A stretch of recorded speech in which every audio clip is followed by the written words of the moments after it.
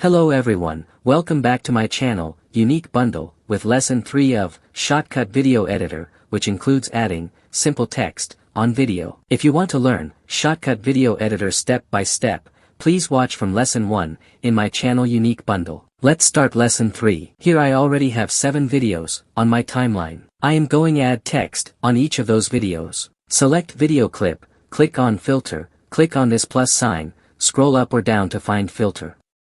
For me, I am just going to type text, then, for now, I am going to select text simple. Here you can see time code of text. I am going to resize it and place where I want.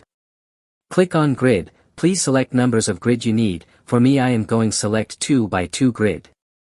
This grid helps me to place text in center. Here I am going to type the text I need. Exactly like that.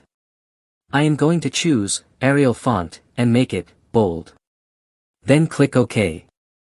I am going to change outline to 0. Choose this font color, then click OK. I am going to choose this color as background. That looks better for me. I am going to do same process for all of those videos. Now, I am making my videos runs faster because the process is exactly same. Once I finish, I will slow down video. Then after, we will check final output. Here I have finished add text on all of my videos.